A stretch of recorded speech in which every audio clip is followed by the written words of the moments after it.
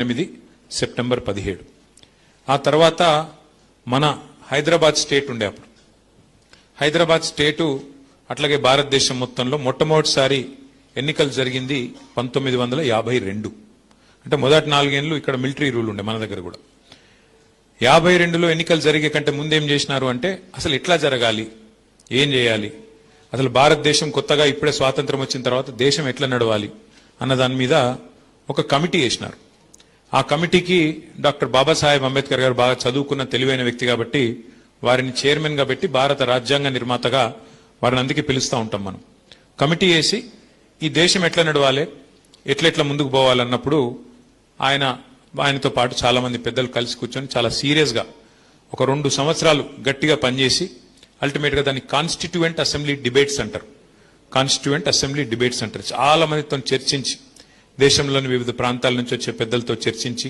ప్రజలతో చర్చించి కొత్తగా స్వాతంత్రం వచ్చింది ఎటు ముందుకు నడవాలి అని ఆలోచన చేసి 1951-52 ఆ ప్రాంతంలో మరి జనవరి 26 నాడు మనకు 1951 జనవరి 26 నాడు భారత రాజ్యాంగం అమల్లోకి వచ్చింది దాన్నే మనం గణతంత్ర దినోత్సవం అని జరుపుకుంటాం 26 జనవరి రిపబ్లిక్ డే అందులో ఏం రాసిండ్రు అంటే ఇది ఎందుకు చెప్తున్నా ఇదంతా మీకంటే రాజ్యాంగంలో నిజంగా మహానుభావుడు అంబేద్కర్ గారు ఎంత గొప్పవాడంటే అప్పటికి చాలా దేశాలు అమెరికా కానీ యూకే కానీ అంటే బ్రిటన్ కానీ ఇంకా వేరే వేరే దేశాలు కానీ అవన్నీ కూడా మెల్లగా కొన్ని మార్పులు చేర్పులు చేసుకుంటూ వాళ్ళకి స్వాతంత్రం వచ్చినాక ఒక దేశంగా ఎట్లా ముంగటికి పోవాలని ఆలోచన చేసుకుని ఒకటి సవరించుకుంటూ పోయినారు కానీ అంబేద్కర్ గారు ఎంత గొప్పోడంటే మనం అడగలేదు మనము ఎవరు ఆందోళన చేయలేదు ధర్నాలు చేయలేదు ఆనాడున్న మన తాతలు తండ్రులు కొట్లాడలేదు ఆలోచనతో దేశంలో ధనవంతుడైనా పేదవాడైనా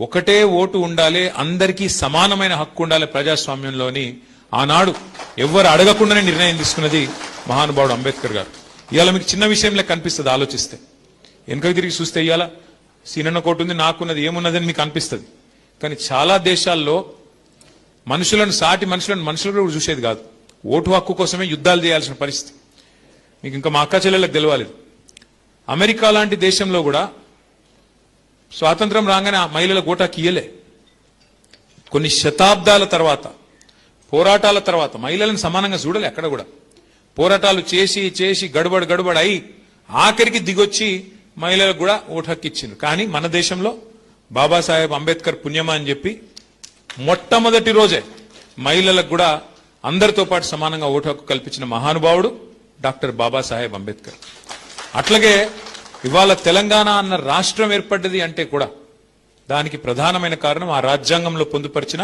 ఆర్టికల్ 3 అందుకే మనందరం కూడా ఒకసారి గట్టిగా చప్పట్లతో డాక్టర్ బాబాసాహెబ్ అంబేద్కర్ గారికి వారికి నివాళులు అర్పించాలి ఇవాళ ఇక్కడ కూర్చొని మనం మాట్లాడుతున్నాం ఎస్ఐఆర్ అనే మాట కూడా మాట్లాడుతున్నామంటే ప్రజాస్వామ్యంలో ఉన్నాం కాబట్టి మాట్లాడుతున్నాం ప్రజాస్వామ్యంలో ఉన్నాం కాబట్టి మనకు ఓటు హక్కు ఉంది కాబట్టి ప్రజలకు ఈ దేశంలో నాయకుల తలరాత రాసే అవకాశం ఉంది కాబట్టి ఆ రాజ్యాంగం ఆధారంగా మనం ఇక్కడ కూర్చొని మాట్లాడుతా ఉన్నాం అయితే ఏంటిది ఎస్ఐఆర్ అంటే ఏంటిది ఎస్ఐఆర్ అంటే స్పెషల్ ఇంటెన్సివ్ రివిజన్ అంటే ప్రత్యేకంగా చేసే ఒక వడపోత కార్యక్రమం ఓటర్ల జాబితాను ఎవరు ఉన్నారు ఎవరు లేరు ఇవన్నీ తెలుసుకునేందుకు ఒక ప్రత్యేక వడపోత కార్యక్రమం మరి ప్రతి సంవత్సరం జరుగుతుంది కదా కొత్త ఓట్లు రాయించుకోవచ్చు కదా జనవరి 1కి అని కొంతమందికి అనిపించచ్చు ప్రతి సంవత్సరం జరిగేదానికి ఎస్ఐఆర్ కు ఫరక్ ఏంది అంటే ఇప్పుడు మీకు తెలుసు 10 ఏళ్లకు ఒకసారి మన దేశంలో జనగణన జరుగుతుంది సెన్సస్ ఎవరు ఉన్నారు ఎవరు లేరు నీ వయసు ఎంత ఇంటికి వచ్చి రాసుకపోతారు చూడు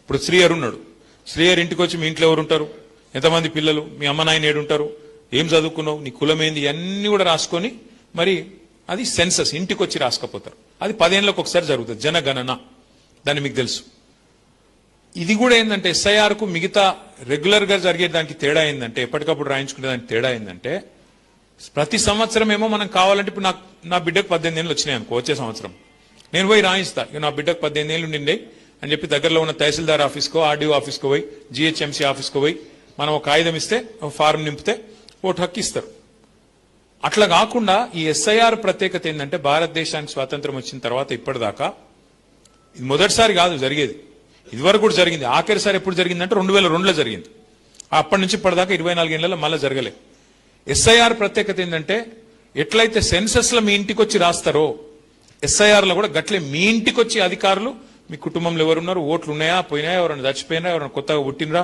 18 ఏళ్ళు నిండినాయా లేవా, నువ్వు ఉన్న ఇంటికాడనే ఉన్నావా, మారినవా, ఆ ఇదివరకు కిరాయి ఉన్న ఇంటికి వెళ్ళి ఇంకో ఇంటికి పోయినావా, కొత్త ఇల్లు కట్టుకున్నావా, వేరే కిరాయి ఇంటికి పోయినావా, ఇవన్నీ కూడా క్రోడీకరించే కార్యక్రమమే SIR. అయితే ఇందులో ఏమైందంటే గడబడైంది దేశంలో. ఈ బీజేపీ వాళ్ళు వచ్చినాక ఇంతకుముందు సీనియర్ అయిపోయింది. బీజేపీ వాళ్ళు వచ్చినాక వాళ్ళకు కొన్ని పిచ్చి పిచ్చి ఆలోచనలు ఉంటాయి. ముస్లింలు మాకు ఓట్లు వేయరు, క్రిస్టియన్లు మాకు ఓట్లు వేయరు, కాబట్టి వీళ్ళని కట్ చేయాలి, వాళ్ళకు ఒక ఆలోచన ఉంది. దాంతోనేమైంది, బీహార్లో గడబడైంది, ఆడ మన వెస్ట్ బెంగాల్లో గడబడైంది. ఎందుకు గడబడైంది, మాకు ఓటు హక్కు ఉండగా నా దగ్గర అన్ని కాయిదాలు ఉండగా కట్ చేస్తున్నారు వీళ్ళు, ఎలక్షన్ కమిషన్ కూడా పూర్తిగా ఏకపక్షంగా పనిచేస్తున్నది అని చెప్పి అక్కడ లాలూ ప్రసాద్ గారి పార్టీ ఉంటుంది, లాలూ ప్రసాద్ యాదవ్ కొడుకు పార్టీ ఉంటుంది, రాష్ట్రీయ జనతాదళ్ తేజస్వి యాదవ్ నాయకత్వం వహిస్తుంటాడు. అట్లాగే కాంగ్రెస్ రాహుల్ గాంధీ ఆయన, వెస్ట్ బెంగాల్లో మమతా బెనర్జీ, వీళ్ళందరూ గడబడి చేసిరు. ఇగో మా ఓట్లు ఉండంగా తీసేసిండ్రు, हमारे पास सब कुछ है, कागजात है, सब कुछ है, आधार कार्ड है, रेशन कार्ड है, हर चीज है, पर हमारा होना बोल के निकाल रहे हैं, माइनॉरिटी है, इस वास्ते निकाल दिए అని చెప్పి గడబడైంది. అందుకే ఏమనుకున్నామంటే మన పెద్దలు కేసీఆర్ గారి నాయకత్వంలో మరి మన రాష్ట్రంలో ఇటువంటి కథలు చేయనీయద్దు వీళ్ళను, ఎందుకంటే ఇక్కడ బీజేపీ లేదు, మనలేదు. యాడుంది బీజేపీ? ఏదో ఆ పార్లమెంట్ వచ్చినప్పుడు ఏదో గాడుపు ఆగమాగం గాడుపు తప్ప, గాయగత్తర తప్ప కింద గ్రౌండ్ ఏం లేదు, ఉత్తదే. ఆ సోషల్ మీడియాలో ఎక్కువ, సొసైటీలో తక్కువ, వాళ్ళు బిల్డప్ తప్ప ఏముండదు. కానీ వాళ్ళు ఎదురు చూస్తారు, గోతికాడ నక్కలాగా ఎదురు చూస్తారు, యాడన్నా సందు దొరకపోతుందా, ఏదన్నా దొరకపోతుందా మనకు, ఇలా మెల్లగా ఫిట్టింగ్ పెట్టి ఏదో తిరిగా స్వచ్ఛక రావాలి, సనత్ నగర్ లో కూడా మెల్లగా గుసాయించాలి అని ఒక ఆలోచనలో వాళ్ళు ఉన్నారు. దానికోసం ఏం చేస్తున్నారు, వాళ్ళ దగ్గర ఉండే అన్ని వ్యవస్థలను వాడుకునే ప్రయత్నం చేస్తున్నారు.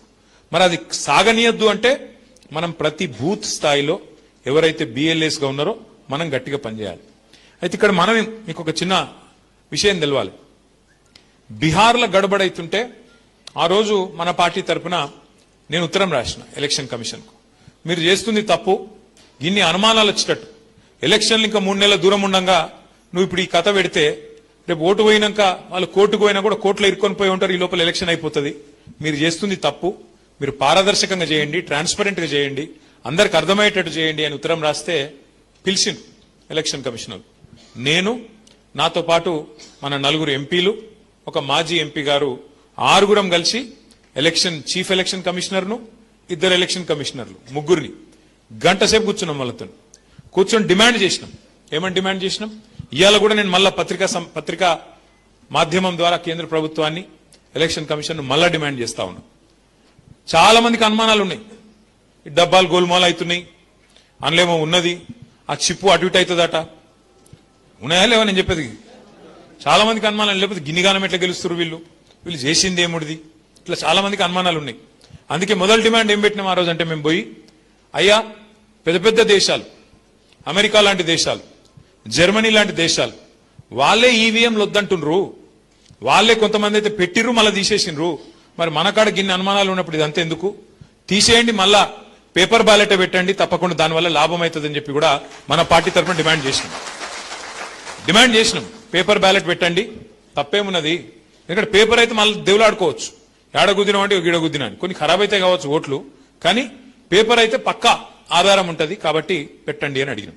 రెండోది ఏమడిగినాం అంటే, అయ్యా మీరు చేస్తున్న ఈ కార్యక్రమం, ఈ వడపోత కార్యక్రమం SIR అనేది అవుతున్నదో, ఇంట్లో కూడా అనుమానాలు వస్తున్నాయి మీ మీద, ఓట్లు ఉన్నోళ్ళవి కూడా తీసేస్తుర్రట, బతికినోళ్ళని చచ్చిపోయిన వాళ్ళని చూపెడుతుర్రట, కాబట్టి ఒక పని చేయండి, ప్రతి బూత్ లో ప్రతి పార్టీ కార్యకర్తలు ఉంటారు, కాబట్టి మా వాళ్ళకి అవకాశం ఇవ్వండి, ప్రతి బూత్ లో ఆల్ పార్టీ అంటే అన్ని పార్టీలకు అవకాశం, కాంగ్రెస్ వాళ్ళకు, బీఆర్ఎస్ వాళ్ళకు, బీజేపీ వాళ్ళకు, ఎవరుంటే వాళ్ళకి, ఇంకెవరైనా వేరే పార్టీలు ఉంటే వాళ్ళకు ఏజెంట్లు పెట్టుకొని మీరు బూత్ లెవెల్ ఆఫీసర్లు ఎవరినైతే నియమిస్తున్నారు, అంగన్వాడీ టీచర్ కావచ్చు, ఆ మెప్మా వాళ్ళు కావచ్చు, ఇంకోళ్ళు కావచ్చు, వాళ్ళతో మేము కలిసి పనిచేస్తాం.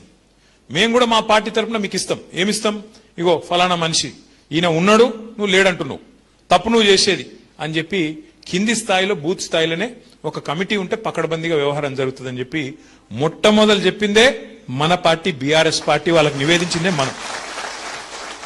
చెప్పినాక మళ్ళీ సుప్రీంకోర్టు కూడా చెప్పింది, ఏందయ్యా మీరు గడబడి చేస్తున్నారు, బీహార్లో ఆగమాగం చేసిండ్రు, గిన్ని రకాల ఐడెంటిటీ కార్డులు ఉన్నాయి ఈ దేశంలో. ఇప్పుడు మన దేశంలో ఎన్ని ఐడి కార్డులు ఉంటాయి ఒక మనిషికి? పాస్పోర్ట్ ఉంటుంది, ఆధార్ కార్డు ఉంటుంది, రేషన్ కార్డు ఉంటుంది, తర్వాత నీకు మన డ్రైవింగ్ లైసెన్స్ ఉంటుంది, బ్యాంక్ ఐడెంటిటీ కార్డు ఉంటుంది, పాన్ కార్డు, 12 రకాల కార్డులు ఉన్నాయి ఈ దేశంలో. సుప్రీంకోర్టు ఏం చెప్పింది? ఆ 12 ఏది ఇచ్చినా ఓకే, ఫలానాది ఉన్నది ఫలానాది లేదని గడబడి చేయొద్దు, ఆ 12 ఏది ఇచ్చినా కూడా ఆ మనిషిని మీరు ఓటు హక్కు కల్పించాలి అని చెప్పింది. చెప్పినాక ఎందుకంటే ఇప్పుడు చదువు కోసం, ఉద్యోగం కోసం వరంగల్కి నుంచి హైదరాబాద్కి వస్తాం, హైదరాబాద్కి నుంచి ఢిల్లీకి పోతాం, అవసరమైతే ఢిల్లీకి వెళ్ళి అమెరికా కూడా పోతాం. ఎందుకంటే మనిషి బతుకుదెరువు కోసం కదులుతూనే ఉంటాడు. ఇప్పుడు ఇక్కడ ఉన్న వాళ్ళందరం హైదరాబాద్ని పుట్టినామా? నేను పుట్టలే హైదరాబాద్, నేను కరీంనగర్లో పుట్టినా, ఇక్కడికి వచ్చినా, చదువుకున్నా, ఇక్కడ సెటిల్ అయినా. అట్లా ఎంతో మంది ఉంటారు 7-7 వచ్చి ఇవాళ బతుకుదెరువు కోసం, చదువు కోసం, వైద్యం కోసం, అవసరాల కోసం, పొట్ట కూటి కోసం వచ్చిన వాళ్ళు కోట్ల మంది ఉంటారు. కాబట్టి మరి అక్కడికి వెళ్ళి ఇక్కడికి వచ్చినావు కాబట్టి నీ ఓటు అక్కడ కట్ చేస్తా ఇక్కడ కట్ చేస్తా అంటే అది ఎట్లా కరెక్ట్ అవుతుంది? అందుకే జాగ్రత్తగా చేయాలి అన్న ఉద్దేశంతోన మనం మొత్తం డీటెయిల్గా చెప్పినాక ఇవాళ మీకు శ్రీనివాస్ యాదవ్ గారు చాలా చక్కగా మీకు డీటెయిల్గా చెప్పినారు. ఇక్కడ ఇంపార్టెంట్ పాయింట్ ఏమిటిది అంటే, ఇప్పుడు మనం ఇది మీకు ఇచ్చినారు అందరికీ, ఇది చాలా చాలా ఇంపార్టెంట్. ఇలా ఏంటంటే శ్రీనివాస్ యాదవ్ గారు, ఎందుకంటే నేను ఇందాక ఉత్తగానే చెప్పలేదు, ప్రణాళికతో పనిచేసే మనిషి. ప్రణాళిక అంటే మంచి పకడ్బందీ స్ట్రాటజీ ఉంటుంది, ఏం చేసినా పర్ఫెక్ట్ ప్లానింగ్, వ్యూహం ఉంటుంది శ్రీనివాస్ యాదవ్ గారిది. ఏం చేసిండు ఇలా? లాస్ట్ టైం ఎస్ఐఆర్ జరిగినప్పుడు, ఎప్పుడు 2002లో ఏం ఓటర్ లిస్ట్ ఉండే ఆ ఓటర్ లిస్ట్ కూడా తెప్పించిండు. అందులో మీ డివిజన్ల మ్యాపింగ్ కాలం కూడా ఇచ్చిండు మీకు మొత్తం కింద. అంటే ఏమిటిది? 2002లో ఉమ్మడి ఆంధ్రప్రదేశ్ ఉండే, అప్పుడు తెలంగాణ లేదు. అప్పుడు కాన్స్టిట్యున్సీ నెంబర్ 208 సనత్ నగర్. అప్పుడు మళ్ళీ కాన్స్టిట్యున్సీ కూడా ఈ రోజున్న కాన్స్టిట్యున్సీ ఆ రోజు లేదు. ఈ రోజున్న సనత్ నగర్ కొంత అప్పుడు సికింద్రాబాద్లో ఉండే, కొంత సనత్ నగర్లో ఉండే. కాబట్టి ఏం చెప్తున్నాడు సీనన్న, మీకు కొన్ని పద్మారావు నగర్ లాంటి డివిజన్ అయాల సికింద్రాబాద్లో ఉండే, ఇవాళ సనత్ నగర్లోకి వచ్చింది. అట్లా అప్పటికి ఇప్పటికి వచ్చిన మార్పులను కూడా దృష్టిలో పెట్టుకొని 208, 209లో కొంతుండే, 208 కొంతుండే. దాన్ని ఇప్పుడు మనం పర్ఫెక్ట్ గా ఆ రోజు ఓటర్ లిస్ట్ ముంగట పెట్టుకొని, ఈ మధ్యన వచ్చిన లేటెస్ట్ ఓటర్ లిస్ట్ కూడా ముంగట పెట్టుకొని ఈ కార్యక్రమాన్ని బూత్ల వారీగా, ఒక్కొక్క బూత్లో ఎన్ని ఓట్లు ఉంటాయి? 1000-1200, అంతే కదా? 1000-1200 అంటే ఎన్ని ఇళ్ళు ఉంటాయి? 1000-1200 అంటే 500 యాడ్ ఉంటాయి, పోయి ఉండే 300-350 అంతకంటే ఎక్కువ ఉండే. ఎందుకంటే హైదరాబాద్ లాంటి ప్లేస్ లో మనకు ఒక్కొక్క ఇంట్లో యావరేజ్ గా చెప్తున్నా నేను, ఎగ్జాక్ట్లీ 5-6 ఉంటారు హైదరాబాద్ లో. లేదు కొన్ని చోట్ల 4 ఉండొచ్చు. నేను చెప్పేది యావరేజ్ గా చెప్తున్నా. ఒక దగ్గర 8 ఉండొచ్చు, ఒక దగ్గర 4 ఉండొచ్చు. కానీ 300 నుంచి 350 ఇండ్లు ఉంటాయి, అంతకంటే ఎక్కువ ఉండే. సో ఒక బూత్ ఏజెంట్ చేయాల్సిన పని ఏంది అంటే, మీకు టైం కూడా ఉంది, ఫుర్సత్గా చేయొచ్చు, లేవు ఆగమాగం అయ్యేది కూడా ఏం లేదు. ఈ ప్రోగ్రామ్ ఎప్పుడు స్టార్ట్ అవుతుందంటే, ప్రస్తుతం ఫ్యామిలీ మ్యాపింగ్ నడుస్తున్నది, మీకు అవకాశం ఇచ్చారు. ఇప్పుడు మొన్న మీకు ఒక చిన్న ఎగ్జాంపుల్ చెప్తే మీకు అర్థమవుతుంది ఇంకా ఈజీగా. మొన్న జూబ్లీహిల్స్ ఎలక్షన్ అయింది మీ పక్కకే. మొన్న మన గోపీనాథ్ గారు చనిపోతే ఉప ఎన్నిక జరిగింది. ఉప ఎన్నికల గమ్మత్ అనే విషయం మీకు చెప్తా. పేరుకేమో 4 లక్షల ఓట్లున్నాయి. ఏది జూబ్లీహిల్స్ లో ఎన్ని ఓట్లు ఉన్నాయి రాయ్యా అంటే, ఎలక్షన్ కమిషన్ లిస్టు ప్రకారం 4 లక్షల ఓట్లున్నాయి. ఇక నేను శ్రీనివాస్ యాదవ్ గారు మేమేం చేసినామో వార్ రూమ్ అని పెట్టుకొని కూర్చున్నాం. కూర్చొని ఇక మేము ప్రతి డివిజన్ కు, ప్రతి బూత్ కు, ప్రతి బస్తీకి ఫోన్ల మీద ఫోన్లు, ఎడ తిరుగుతురుతా మీ ఏం సంగతి, అందరిని కలిసిరా లేదా అంటే, బయటికేంచి వచ్చిన ఇన్ఛార్జీలు అందరూ మాకు చెప్పింది ఒకటే. ఇప్పుడు ఉదాహరణకు మీ పక్కకే వెంగళరావు నగర్ డివిజన్ ఉంటుంది, మీరు పెట్టిన అంటుకొని. ఆ వెంగళరావు నగర్ డివిజన్ లో మన LB Nagar MLA Sudheer Reddy, ex MLA Bhaskar Rao, వీళ్ళందరూ ఇన్ఛార్జ్ ఉండే. ఇక నేను సీనన్న ఫోన్ చేసి వాళ్ళకి, ఏమాయి బాయ్ కలిసిరా లేదా ఓటర్లు అంటే, అరే లేరు సార్ ఇక్కడ ఓటర్లు అని వాళ్ళు. అరే లేరేంది బాయ్ నాకు అర్థం కాదంటే, లేరు సార్. అరే 300 మంది దొరుకుతూనే లేరు, ఎందుకంటే పేరు ఉన్నది ఇలా ఓటర్ లిస్ట్ లా, కానీ ఆ మనిషి లేడు సార్ అంటారు. అరే అట్లెట్లుండరు బాయ్ అంటే, లేరు. అరే ఇది ఎక్కడ కథ అని చెప్పి మేము మొత్తం ఛాన్బీన్ చేసినాం. ఛాన్బీన్ చేస్తే తేలింది ఏంటంటే, దేవులాడితే తేలింది ఏంటంటే, పేరుకు 4 లక్షల ఓట్లు, కానీ దగ్గర 1.5 ఓట్లు అక్కడ లేనేలేవు, జాడాడనో ఉన్నారు. ఒకళ్ళు అటేటో పోయి రాజేంద్ర నగర్ పోయినరు, ఒకళ్ళు కొల్లూరు పోయినరు, ఒకళ్ళు ఇంకొకాడ పోయినరు. కిరాయి ఇల్లు అనలేదనే మారిన. రేమత్ నగర్ వాడు పక్కకి ఇటు వచ్చిండు, ఎర్రగడ్డకు వచ్చిండు, ఎర్రగడ్డోడు పోయి అటు అమీర్పేట పోయిండు. బతుకుదేరు, కిరాయి ఎక్కువైందో లేకపోతే పంచాయతీ అయిందో ఏదో ఒకటి అయింది, పోయినావు. లేదా ఇల్లు ఇంకొకటి దొరికింది, పోయినావు. ఇట్లా ఏమైతుంది అంటే, ఇప్పుడు ఎస్ఐఆర్ కార్యక్రమంలో ఏమేమి చూస్తారు అంటే, మీకు 4 రకాల, ఇది చాలా ఇంపార్టెంట్, జర మనసుకి ఎక్కించుకోండి, జర్రా सुनो इसके बारे में. आपको 4 किस्म के अलग अलग काम करना होगा इसमें. एक चीज नंबर 1 ఫస్ట్ మనం చేసేది ఏంటంటే, ఎక్కడన్నా ఎవరైనా చచ్చిపోతే వాళ్ళ ఓటింగ్ అట్లనే కొనసాగుతుంటే దాన్ని డిలీట్ చేపియాలి. ఉదాహరణకు ఒక ఇంట్లో పెద్ద మనిషి ఉండే, 95 ఏళ్ళ పెద్ద మనిషి ఉండే, ఆయన చనిపోయిండు. కానీ ఓటర్ లిస్టులో పోయిన ఓటర్ లిస్ట్ ప్రకారం అట్లే ఉంది. చెప్పి తీయించాలి. ఇగో ఈయన లేడు సార్, చనిపోయిండు అని చెప్తే తీసేస్తారు. నెంబర్ 1. ఇక్కడ కొంత లంగతనం ఉంటుంది. ఏముంటుంది? ఆ దొంగ ఓటు అట్లే కంటిన్యూ అయితే నేను గుద్దుకోవచ్చు కదా అని అవతలోడు చూస్తుంటాడు. అది మనం చూసుకోవాలి, జాగ్రత్త పడాలి. ఓహో ఇదేదో ఉన్నది రాబాయి అంటే ఇది కరెక్ట్గా లేదు. ఎందుకంటే ఇగో మనం సింపుల్, ఇందాక సీననే చెప్పింది ఒకటి చాలా మంచి మాట. ఏం చెప్పిండు? మనం వాళ్ళ మీద తిట్టేది లేదు, చదివేది లేదు, వాళ్ళ మీద కేసులు పెట్టేది లేదు, గడబడి చేసేది లేదు, యుద్ధాలు చేసి మన మీద కేసులు పెట్టించుకునేది కూడా లేదు. మనం ఫెయిర్ గా ఫైట్ చేద్దాం, జనంలోకి పోదాం. ఇగో మేము 10 ఏళ్ళకి ఈ పని చేసినాం, రేపు మళ్ళీ అవకాశం ఇస్తే ఈ పని చేస్తామని ప్రజల ముందు వాళ్ళ దయ కోసం అడుగుదాం. వాళ్ళు గెలిపిస్తే వాళ్ళ కోసం పని చేద్దాం. వద్దురాబాయి పక్కకు కూర్చోండి, పక్కకు కూర్చుందాం. గడబడేమున్నది? అంతేగాని దొంగ ఓట్లు వేయించుకున్నాడు, దొంగ ఓట్లు రాయించుకున్నాడు, మళ్ళీ వాటిని గుద్దుడు, అది ఎందుకు? ఆ టెన్షన్ అంత ఎందుకు మనకు? అందుకే మనం ఫెయిర్ ఫైట్ కోసం, పారదర్శకంగా పనిచేయడం కోసం మనం 4 పనులు చేద్దాం. వాళ్ళకి సహకరిద్దాం ఎలక్షన్ కమిషన్. ఎట్లా? నెంబర్ 1, చనిపోయిన వాళ్ళు ఉంటే వాళ్ళ ఓట్లు ఖచ్చితంగా డిలీట్ చేయించాలి. నెంబర్ 1. నెంబర్ 2, దానికి ఫామ్స్ గిమ్స్ ఉన్నాయి, మీకు మళ్ళా అన్ని చెప్తారు, మన పెద్దలు చెప్తారు, మన పవన్ చెప్తారు, ఇంకా మిగతా వాళ్ళు చెప్తారు. ఆ ఫామ్స్ కూడా మీకు అందజేస్తారు.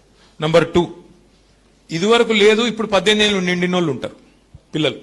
మన ఇంట్లో పిల్లలు కావచ్చు, ఇంకోళ్ళు కావచ్చు, 18 ఏళ్ళు నిండిన వాళ్ళు ఉంటారు. అలా కంపల్సరీ రాయించాలి. ఇగో మా పాపకు 18 ఏళ్ళు వచ్చినాయి, దయచేసి మీరు రాయండి, రిజిస్టర్ చేసుకోండి అట. ప్రూఫ్ అడుగుతారు. బర్త్ సర్టిఫికేట్ ఇవ్వాలి, జిహెచ్ఎంసీలో ఇచ్చింది ఉంటుంది. చూపెట్టుకో 18 ఏళ్ళు బర్త్ సర్టిఫికేట్ అంటే ఓటు ఎక్కిస్తారు. 3వది, ఎవరన్నా మీ చుట్టాల పిల్లగాడు వచ్చి మీ దగ్గర చదువుకుంటున్నాను అనుకో. ఉదాహరణకు ఇప్పుడు మా పవన్ యాక్చువల్గా సిరిసిల్ల అయినది, ఏడొచ్చి స్థిరపడ్డాడు. సిరిసిల్ల పక్కకు తాడూరు అని ఊరు ఉంటుంది. సిరన్న నీకు ఎరికేనా? నేను సిరిసిల్ల తాడూరు అని ఊరు, పవన్ కుమార్ గౌడ్ది. అయితే ఆడికెళ్ళి ఇడికి వచ్చిండు. ఇడికి వచ్చినాక ఎవడో తాడూరు కూడా వస్తాడు కదా, అరే పవన్ అన్న మీ ఇంటి కాడికి వచ్చి చదువుకుంటాను, ఇంజనీరింగ్ చదువుకుంటాడు నా కొడుకు అని ఎవడో చుట్టప్పుడు పంపుతాడు. ఆ పిల్లగాడు ఇడికి వస్తాడు, ఈయనే ఉంటాడు. మరి ఇప్పుడు ఎలక్షన్ వచ్చింది, మీరేం చేయొచ్చు? ఆ పిల్లగానికి ఛాయిస్ ఇవ్వచ్చు. తమ్మి నీ ఓటు ఈడ రాయించుకుంటావా, ఆడనే ఉంచుకుంటావా? దబ్బనని ఈయనే రాయించుకుంటా మామ అన్నాడు అనుకో, ఈయనే రాయించురి. ఆడ కట్ అవుతుంది, ఈడ యాడ్ అవుతుంది. మీకు తెలుసు, నేను చెప్పాల్సిన అవసరం లేదు, చాలా మందికి మన రాష్ట్రంలో, మన హైదరాబాద్లో 2 ఓట్లు ఉన్నాయి. ఓటు ఈడు ఉంటుంది, ఓటు ఊళ్ళో ఉంటుంది. పక్కన నేను చెప్పేది. ఇక ఇప్పుడు అది ఎగిరిపోతుంది. ఆడనో ఎన్నో తెలుసుకోవాలి. నువ్వు హైదరాబాద్లో ఉండే మాట నిజమైతే ఇన్నే రాయించుకో, లేదు నేను తాడూరులో రాయించుకుంటా ఊళ్ళోనే ఉంటా అంటే ఆడనే రాయించుకో.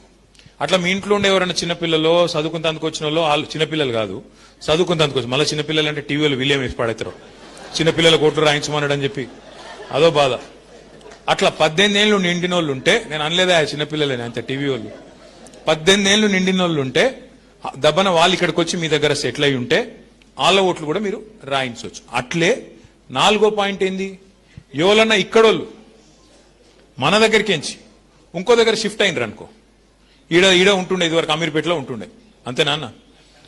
రాజేంద్ర నగర్ పోయి ఉన్నాడు, ఆడేదో కొత్తగా ఏదో ఉద్యోగం వచ్చింది దగ్గర అని చెప్పి పిల్లల స్కూల్లో అదో ఏదో అటు పోయిండు. ఇంజనీరింగ్ కాలేజ్ గాడు ఉన్నది, ఆడ చదువుతారు, ఆడిపోయిండు. ఆడపోయినాక ఆడింట్లో ఉంటుంది, ఈడ కూడా ఒకటి ఉంది, ఆడ కూడా ఒకటి ఉంది. ఇక్కడికి వెళ్ళిపోయింది కాబట్టి కట్ చేయించాలి. 4 ఈడ జరిగేది ఏం లేదు, పెద్ద ఇంట్లో కథ ఏం లేదు. 1, చనిపోయిన వాళ్ళ ఓట్లు తొలగించడం. 2వది, కొత్త ఓట్లు రాయించడం. 3వది, ఎవరన్నా ఇక్కడికి ఓటర్ షిఫ్ట్ అయితే వాళ్ళది రాయించడం. 4వది, ఇక్కడి ఓటు ఎక్కడికన్నా షిఫ్ట్ అయితే దాన్ని తీసేయించడం. ఇక 5వది అన్నిటికన్నా ముఖ్యమైనది, ఇక బీజేపీ ఓడు కాంగ్రెస్ ఓడు లంగతనం చేసి మనోళ్ళు సంబంధించి బీఆర్ఎస్ వాళ్ళు వీళ్ళు సీనన్న మనుషులు అని చెప్పి వలాయించి కట్ చేస్తుండ అనుకో, ఏదో మనోళ్ళు అని రిజిస్టర్ అయిన వాళ్ళది బరాబర్ మొత్తం లెక్క పెట్టాలి, పత్రం పెట్టాలి, గడబడి చేయాలి.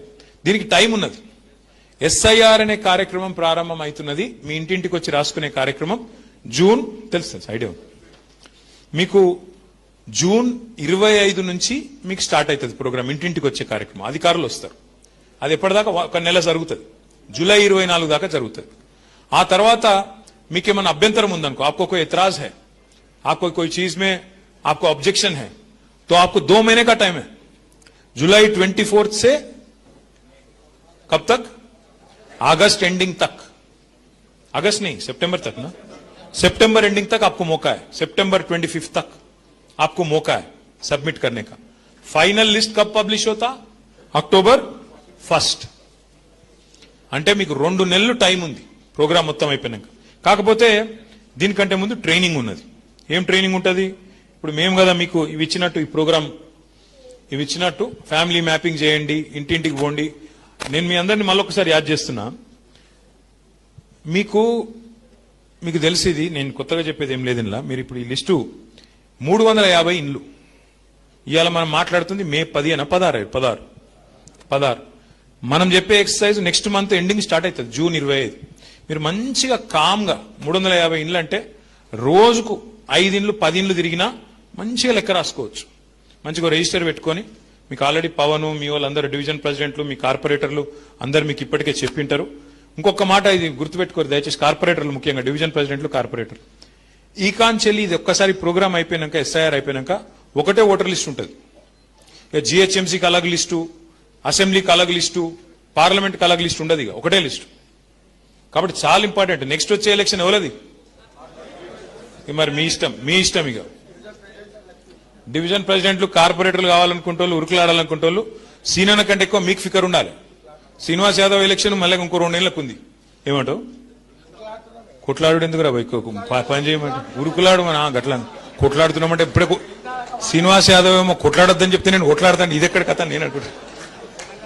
అయితే ఉరుకులాడుతున్నాం, కరెక్ట్, ఉరుకులాడు. అయితే నేను అనేది ఏంటంటే మీకు ఇందులో ఏం కన్ఫ్యూజన్ లేదు, ఆగమయ్యేది లేదు. మనకున్న నెట్వర్క్ ఎవరికి లేదు. రాష్ట్రంలో ఈరోజు 36,500 బూత్లుంటే ప్రతి బూత్లో మనిషి ఉండే ఒకే ఒక్క పార్టీ బీఆర్ఎస్ పార్టీ మాత్రమే. మిగతా వాళ్ళు ఎట్లా అంటే గాళ్ళు ఎక్కువ, మాటలు ఎక్కువ, బిల్డప్ ఎక్కువ తప్ప కింద లేరు. ఇప్పుడు మీ సనత్ నగర్ ఎగ్జాంపుల్ తీసుకోరు. పేరుకు కాంగ్రెస్ అధికారంలో ఉంది. అసలు ఆ ఇన్ఛార్జ్ ఎవరికైనా తెలుసా? వాళ్ళు ఎవరు ఏంది, ఏడికేంచి వచ్చారు ఎవరికి తెలియదు. మళ్ళీ ఏం పని పడ్డా కాంగ్రెస్ వాడు కూడా ఎవరి దగ్గర రావాలి? శ్రీనివాస్ యాదవ్ దగ్గరికి రావాలి. ఇంకోటి, శ్రీనివాస్ యాదవ్ గారి గురించి ఒక 2 విషయాలు మీకు నేను చెప్పాలి. ఆయన మనిషి, నేను మిగతా నాయకులందరికీ చెప్తుంటాను హైదరాబాద్ లో బయట కూడా, నిజంగా ఏదైనా ప్రోగ్రామ్ చేస్తే ఎట్లా చేయాలో శ్రీనివాస్ యాదవ్ గారిని చూసి నేర్చుకోవాలి. ఏ ప్రోగ్రామ్ అయినా కేసీఆర్ గారిని తీసుకొని పోయి మనం హైదరాబాద్ లో మొత్తం రాష్ట్రంలో డబుల్ బెడ్రూమ్ ఇల్లు కట్టాలి అన్నప్పుడు ముగ్గు పోసింది ఎక్కడ? IDH colony, Sanath Nagar constituency. ఆడ కట్టినాక పెద్ద పెద్దోళ్ళు వచ్చారు. గవర్నరు, ఐఏఎస్ ఆఫీసర్లు, డీజీపీలు, చీఫ్ సెక్రటరీలు చూసిపోని గారు ఎట్లా కట్టిర్రా పోయాడు, ఎట్లా ఒప్పించారు అని. ఎట్లా చేసిరంటే శ్రీనివాస్ యాదవ్ గారి నాయకత్వం వల్ల బ్రహ్మాండంగా చేసుకున్నారు. రెండోది, మీకు ఆయన గురించి ఒక 2 విషయాలు మీకు తెలియని చెప్పాలి. దగ్గరగా ఇద్దరం పనిచేసినాం 9.5 ఏళ్ళు మంత్రులుగా. పనిచేసినప్పుడు నేను ఇది ఉత్తగా చెప్తలేను, మీడియా ముంగట్నే చెప్తున్నాయి, నేను ఉత్తగా కూడా చెప్తలేను. హైదరాబాద్ పొలిటీషియన్లు జనరల్ గా, నేను వీళ్ళ పేరు వాళ్ళ పేరు చెప్ప బాగుండదు, ఎక్కువ వరకు ముఖ్యంగా కాంగ్రెస్ వాళ్ళు అయితే ఎక్కువ వరకు ఏముంటుందంటే ఈ ల్యాండ్ దందాలలో ఉంటారు. ఈ ల్యాండు, ఆ ల్యాండు, ఆ సెటిల్మెంటు, ఈ సెటిల్మెంటు, అన్నా వీనికి ఫోన్ చేయి, వానికి ఫోన్ చేయి, నేను చేయకపోతుంటే. గమ్మత్ ఏంటంటే మేము 9.5 ఏళ్ళు కలిసి పనిచేసినాం. ఒక్కరోజు 1 ఇంచు ల్యాండ్ గురించి ఎక్కడ కూడా ఎన్నడూ కూడా పైరవి కానీ ఇంకోటి కానీ చేయని నాయకుడు శ్రీనివాస్ యాదవ్ గారు. రెండవది, హైదరాబాద్ నాయకులకు ఇంకొకటి ఉంటుంది, ఈయన పేర్లు చెప్తే బాగుండదు ఇప్పుడు, కానీ తెల్లారలేస్తే ఈ ఏసీపీ నెయ్యి, ఆ సిఐ నెయ్యి, ఆ ఎస్ఐ నెయ్యి, గీ ఎంఆర్ఓ నెయ్యి, గా ఎంఆర్ఓ నెయ్యి, గీ జెడ్సీ, గా జెడ్సీ, గా డీసీ, గీ డీసీ. సీనియర్ నేను అడుగుతుంటే నీకు ఎవరైనా కావాలా అని, వాళ్ళు అడుగుతున్నారు మరి నీకు ఎవరైనా కావాలి, నాకు ఎవరైనా నెయ్యి అంటుండే. అదేంది భయ అంటే, అదేంది భయ నువ్వు చెప్పు అంటే, నాకు ఎవరైనా పని చేస్తారన్నా, ఎవరితోనైనా పని చేయించుకునే దమ్ము నాకుంది, నేను చేయించుకుంటాను, ఎవరైతే వాళ్ళని. చాలా తక్కువ ఉంటారు ఇట్లాంటి నాయకులు. ఇప్పుడు నిన్న ఎంతో దూరంగా నిన్నటి ప్రోగ్రాం చెప్తాను. ఆడ టిమ్స్ అని కట్టినాం మనం, హైదరాబాద్ లో బస్సు దవాఖానలు పెట్టినాం. Telangana institute of medical sciences స్వాతంత్రం వచ్చిన నాటి నుంచి నిన్నటి దాకా హైదరాబాద్ లో 3 దవాఖానలు. అది కూడా కాంగ్రెస్ వాళ్ళు కట్టినాయి కావు, నిజాం కట్టిపోయింది. ఉస్మానియా, గాంధీ, నిమ్స్. నిమ్స్ అంటే ఏమిటిది? Nizam's institute of medical sciences. మళ్ళీ లేకపోతే వాడెవడో రాజీవ్ గాంధీ కట్టిండు, ఈడెవడో కట్టిండు అంటారు ఆయన లంగలలో. కాంగ్రెస్ వాళ్ళకి సంబంధం కూడా లేదు. 3 దవాఖానాలు హైదరాబాద్ లో, 3. అవి ఎప్పుడో నిజాం కట్టిపోయినాయి. మళ్ళీ అప్పటి నుంచి నిన్నటి దాకా కొత్త దవాఖాన లేదు. కోవిడ్ వచ్చినాక అసలు ఎంత అవస్థ పడ్డారు ప్రజలు, మేము కళ్ళతో చూసినాం. ప్రభుత్వంలో ఉన్నవారు బెడ్స్ కోసం మాకు వచ్చి పైరవీలు, ఆక్సిజన్ సిలిండర్ కోసం పైరవీలు, ఆక్సిజన్ దాని ఏమంటారు దాని ఇప్పుడు మర్చిపోయిన పేరు కానీ మాస్కులు, కాన్సన్ట్రేటర్లు, ప్రతిదానికో పెద్ద పైరవి, వెంటిలేటర్లు. ఎంత గడబడి ఉంటుందంటే చచ్చిపోతామన్నంత భయము. తన ఇంటోళ్ళు ఆగమైతుంటే చూడలేం కదా, బేచైన్ అవుతుండే. కేసీఆర్ గారు ఆ రోజు ఒక నిర్ణయం తీసుకున్నారు. ఢిల్లీలో ఎయిమ్స్ అనే హాస్పిటల్ ఉంటుంది, చాలా ఫేమస్. ప్రధానమంత్రులు కూడా అక్కడిని పోయి వైద్యం చేయించుకుంటారు. All India institute of medical sciences, AIIMS. అగో ఆ స్థాయిలో మన తెలంగాణలో కూడా ఉండాలని చెప్పి మన హైదరాబాద్ లో 4 టీమ్స్, ఒకటి కాదు 4 టీమ్స్ హాస్పిటల్ ప్లాన్ చేసిండు కేసీఆర్ గారు. Telangana institute of medical sciences అందులో సీనన్న కొట్లాడి ఆడ ఈడైంది సార్, నేను పెడతా, నా కాడ పెడతా అని చెప్పి చెస్ట్ హాస్పిటల్ మా సనత్ నగర్ కు, జూబ్లీ హిల్స్ కు, కుకట్పల్లికి అన్నిటికీ వస్తుంది, సెంటర్లు ఉంటుందని చెప్పి బ్రహ్మాండంగా సనత్ నగర్ లో మీ ఎర్రగడ్డలో చెస్ట్ హాస్పిటల్ ప్రాంగణంలో 53 ఎకరాల జాగా, 1-2 కాదు 53 ఎకరాల జాగా తీసుకొని వాళ్ళతో మాట్లాడి శ్రీనివాస్ యాదవ్ గారి దగ్గరుండి ఏప్రిల్ 22, 26, 2022 నాడు కేసీఆర్ గారు స్వయంగా వచ్చి శంకుస్థాపన చేసిండ్రు. ఒక్క సనత్ నగర్ లో చేయలే, ఎల్బీ నగర్ లో చేసినాడు. గడ్డి అన్నారం మార్కెట్ ఉంటుండే ఆడ, ఆ మార్కెట్ ను షిఫ్ట్ చేసి ఆ మార్కెట్ మళ్ళా హాస్పిటల్ కోసం సౌలత్ కావాలని అక్కడ. మూడోది ఇంకో ల్యాండ్ గడ అల్వాల్లో, మీరు ఇప్పుడు ఇలా కరీంనగర్ పోతుంటే కనబడుతుంది రైట్ సైడ్, బ్రహ్మాండంగా అల్వాల్లో. అది కూడా మన ల్యాండ్ కాకుండే, రామానంద తీర్థ ఇన్స్టిట్యూట్ అని వాళ్ళది ఉండే, వాళ్ళని పిలిచి బుదురకిచ్చి వాళ్ళకి వేరే కాడ ల్యాండ్ ఇచ్చి అది తీసుకొని అక్కడ. 4వది గచ్చిబౌలిలో ఆల్రెడీ ఒక బిల్డింగ్ కట్టుంటే దాని 4,000 పడకలు. అంటే స్వాతంత్రం వచ్చిన కాంచెలి ఒక్క దవాఖాన కట్టలేదు మన తెలంగాణలో, మన హైదరాబాద్ కట్టింది ఎవరు మళ్ళా కేసీఆర్. 4 హాస్పిటల్, 4,000 పడకలు. ఈ 4,000లో కూడా నేను పోయి చూసి వచ్చిన. ప్రోగ్రామ్ ఇంత గొప్పగా చేసిందంటే శ్రీనివాస్ యాదవ్ గారు, నేను ఉత్తగా అన్న మొన్న ఒకరోజు అన్న మనం పోయి చూసొద్దాంపా, నువ్వు మొన్న పోయినావు కానీ చూసొద్దాంపా, మనం కట్టింది కదా. మళ్ళీ వీడు పోయి రిబ్బన్లు కట్ చేసి వీడు డ్రామాలు చేస్తాడు, 4 ఫ్లెక్సీలు కట్టి. వీడు రిబ్బన్ కటింగ్ మాస్టర్ ఉన్నాడు మచ్చర్ పైల్వాన్, కాబట్టి మనం పోవాలి కదా అంటే అన్నాడు, నువ్వు రా, నేను ప్లాన్ చేస్తా అన్నాడు. నాకు నేను నిజంగా చెప్తున్నా, ఆడికి వస్తే నేనే మంత్రిని, నేనే ఇనాగరేషన్కి వచ్చినట్టుంది ఆడగాడు. మొత్తం హంగామా చూస్తే వాళ్ళు ప్రెస్ వాళ్ళు, పోలీసు వాళ్ళు, వాళ్ళు పరిశాన్. అరే ఇదేంది పైకి ఇంతమంది అని. అంటే పాయింట్ ఏంటంటే ఏ ప్రోగ్రాం చేసినా అంత పకడ్బందీగా, అంత వ్యూహాత్మకంగా, అంత ప్రణాళికబద్ధంగా మీ నాయకుడు శ్రీనివాస్ యాదవ్ గారు చేస్తారు. ఆయన మీకు నాయకుడుగా ఉండడం మీ అదృష్టం. ఆయనను చూసి మిగతా చాలా మంది నాయకులు నేర్చుకోవాలి. పార్టీ ప్రోగ్రాం అయినా, గవర్నమెంట్ ప్రోగ్రాం అయినా, ప్రజల ప్రోగ్రాం అయినా ఎట్లా చేయాలి, ఎట్లా చేస్తే ప్రజలకు లాభం అవుతుంది, పార్టీకి లాభం అవుతుంది అనేది ఒక ఆర్ట్. అది ఇవాళ శ్రీనివాస్ యాదవ్ గారు మీకు అట్లాంటి నాయకుడు మీకు ఉండడం అదృష్టం. నేను చివరిగా మీకు ఒక్కటే చెప్పేది, ఇవాళ హైదరాబాద్ లో మనం ఒక్క సీటు కూడా కాంగ్రెస్కి ఇవ్వకుండా అన్ని మనమే గెలిచినాం. మీ దయ, మీ అదృష్టంతోనే గెలిచినాం. మీ దయతో, మీ పకడ్బందీ ప్రణాళికతో మీరు గుండెల్లో పెట్టుకుని గులాబీ జెండాను మోస్తే, మీరు కొట్లాడితే 2023లో రాష్ట్రంలో వేరే చోట ఎట్లున్నా హైదరాబాద్ లో మాత్రం ఒక్క సీటు కూడా అటు ఇటు కాకుండా హైదరాబాద్ మాత్రం మనమే గెలిచినాం. అది కూడా ఏం మెజారిటీలు ఒకసారి యాడ్ చేసుకోండి. రాష్ట్రం అంతా ఒక తీరుగుండే. కుత్బుల్లాపూర్లో 85,000, కూకట్పల్లిలో 72,000, ఉప్పల్లో, మల్కాజ్గిరిలో 50,000, ఇక్కడ 40,000, సికింద్రాబాద్లో 40,000. ఇక్కడ ఓట్లు తక్కువ ఉంటాయి మన కాడ, లేకపోతే మనకు కూడా 1,00,000 వస్తుండే. సనత్ నగర్లో మన దగ్గర ఉండే ఓట్లే తక్కువ, 2,50,000, 2,20,000. అదే కుత్బుల్లాపూర్లో 8 లక్షల ఓట్లు. అంటే ఎందుకు చెప్తున్నా అంటే హైదరాబాద్ ప్రజలు మాత్రం మనని గుండెల్లో పెట్టుకుని చూసుకున్నారు. ఖచ్చితంగా మళ్ళా కేసీఆర్ ఉంటేనే మళ్ళీ ప్రభుత్వం, మళ్ళీ హైదరాబాద్ ముందుకు పోతుందని ఆలోచన చేశాం. ఎందుకు? మనం పని చేసినాం కాబట్టి. ఎక్కడ కూడా మనం పిచ్చి పనులు చేయలేదు, పని చేసినాం. మనము ఇల్లు కట్టినాం, ఈయన లెక్క ఇల్లు గులగొట్టే పని చేయలే. ఈయనేం చేస్తున్నాడు, శనివారం వచ్చిందంటే చాలు హైడ్రా పేరు మీద హైడ్రామా అని ఆడవాడతాడు, ఇల్లు గులగొడతాడు. అరే గరీబోళ్ళు తెలుసో తెలియకనే కట్టుకున్నారు.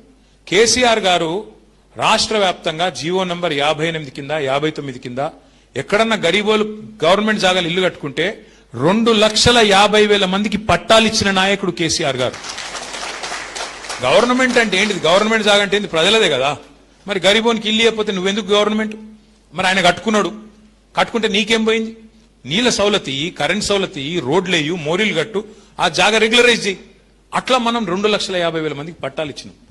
గిరిజనులు కొన్ని చోట్ల మరి జంగల్ కొంత సాఫ్ చేసి, పోడు చేసి భూమి వ్యవసాయం చేస్తుంటే 4.5 లక్షల మందికి, 4.5 లక్షల ఎకరాలకు పోడు పట్టాలు ఇచ్చిన నాయకుడు కేసీఆర్ గారు. అంటే ప్రజలు చూస్తున్నారు ఫరక్ ఏంది.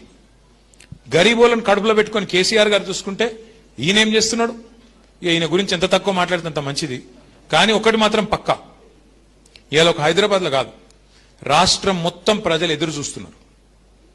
ఎప్పుడు ఎలక్షన్ వస్తుందా, ఎప్పుడు కాంగ్రెస్ పోతుందా, మళ్ళా కేసీఆర్ వస్తాడా. ఇలా స్లోగన్ ఒకటే రాష్ట్రం అంతటా, కాంగ్రెస్ పోవాలి, కేసీఆర్ రావాలి, కేసీఆర్ రావాలి. ఇది మొత్తం రాష్ట్రంలో ఏడవై. రైతును అడుగు, తప్పు చేసినాం సారు ఏం చేయాలి, అప్పుడేదో అయింది అట్లా అని బాధపడుతున్నారు. ఇక హైదరాబాద్లో అయితే ఏం మారలే, జోర్దార్ ఉన్నది పరిస్థితి. కార్పొరేషన్ ఎలక్షన్ ఎప్పుడు పెట్టినా ముమ్మాటికి మళ్ళీ గెలిచే పార్టీ ఖచ్చితంగా బీఆర్ఎస్ అని అనుమానం అవుతుంది. కానీ ఇంట్లో కూర్చుంటే గెలవం. అట్లా అని చెప్పి మళ్ళీ ఉపన్యాసాలు ఇస్తాం, నేను రోడ్ షోలకు వస్తా, సీనన్న తిరుగుతాడు, అట్లా కాదు. ఇప్పుడు మీరు పక్కడబందీ చేసుకుంటే, ఇంతకుముందు లేవు నేను చెప్పిన వీళ్ళకు.